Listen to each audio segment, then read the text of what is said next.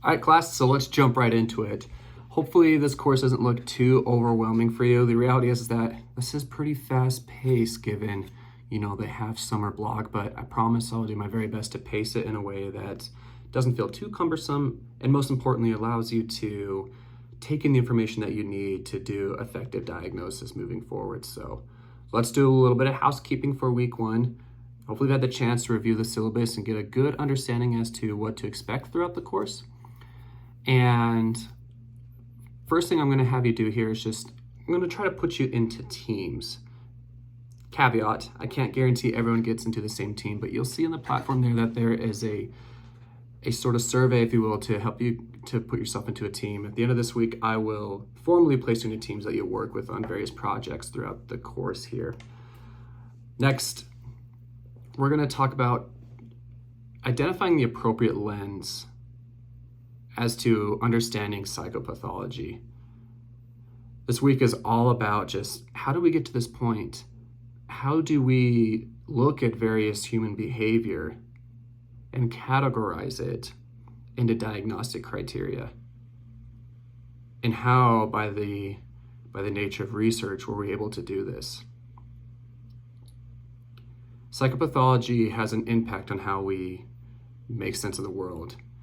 I love to use the word lens in the sense where if I have a lens of my trauma that I've experienced or depression, anxiety, or even psychotic features, how does that impact how I see the world, how I understand myself, how I understand other people? Know that the DSM, at least the 5th edition, came out almost 10 years ago. And so this is a book that has been criticized, and we are going to likely get a new version the DSM here pretty soon. Knowing that our understanding of behavior changes, we know that when we're using this book that it's worth criticizing. That's why we adapt it every so often. So that's the most important first rule of the DSM is, though there's some diagnostic criteria as to how we're making sense of various maladies, on one hand, hold a sense of critique in the sense where this may not be 100% accurate. This may not be the best representation of a mental health illness. And so though we can put a label as to, say,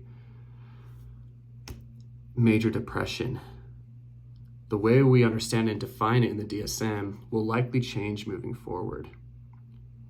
There was a time in the original DSMs where we would actually diagnose things that are very common and acceptable today. There's a time where same-sex attraction was considered a mental illness. And why was that?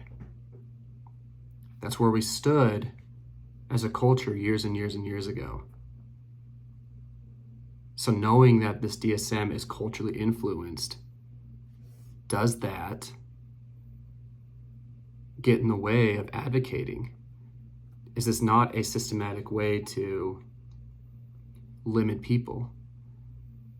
As social workers, we are charged to advocate for the disenfranchised, but there's still criteria within the DSM that actively, uses language against things like having a transgender experience where my gender isn't congruent with my assigned sex. We stigmatize that in the DSM, just like we used to stigmatize that for same-sex attraction in previous versions. The big takeaway from this is that I hope that though we need this as a necessary tool to build, to classify, to put into medical systems how we're making sense of our client's presentation and what evidence-based practice we're going to use in order to treat that malady, and at the same time recognizing that this is an imperfect book, an imperfect system that is influenced by a lot of medical doctors over on this, we like to say, the Western side of the world, so mainly Western psychiatrists. But mental health is observed and experienced across the entire globe. So culturally, we're having some mismatches. Another thing I'd like to do is briefly introduce you to some of the assignments that are going to happen throughout this week. For me, it's always been very important that if we're going to be a therapist or social worker, it's really important to understand what it's like to be on the other side of the chair. And for some of y'all, you might have been a patient and talked to a therapist, and you understand that experience of setting goals and being vulnerable and sharing certain things. Some of you may have not, and that's okay. One thing we're going to do is have you jump into that experience of being the patient. So we're going to identify just some behavior you're looking to change. It could be something like, I want to drink more water. I want to work out more. I want to be more kind. It's completely your choice. The specifics will be in the course here. I'm going to play as well. For me, I've lost touch of my meditative practice. I used to meditate every single day before I started work in the morning. It was so beneficial. I've lost touch of that, and I can feel it. So I, too, am going to be tracking my own data, I'm going to be tracking my own experiences, and trying to re-engage with my meditative practice because I loved it. Another thing as well is that one of the bigger assignments coming down the road will be to engage in a formal diagnosis of we're using a movie character. We're going to give you a whole list of different characters to observe, but don't rigidly stick to that list.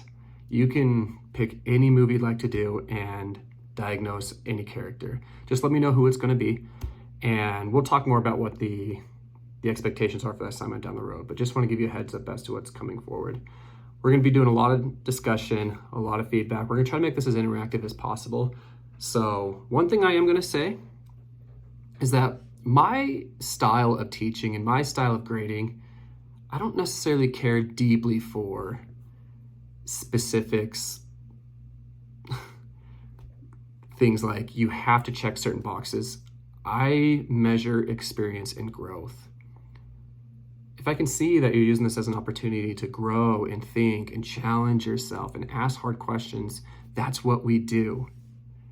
And so use this as a chance to learn about yourself, have conversation, put in the effort to understand how to get into a diagnostic position. If there's any issues that come up at all, things are going to be late, life happens, I get it. Like I mentioned before, I'm in the Army, life happens. Just let me know. I'm pretty flexible. So that's everything we got for week 1. Please reach out to me if you have any questions. I'm really looking forward to your work, and let's have some fun.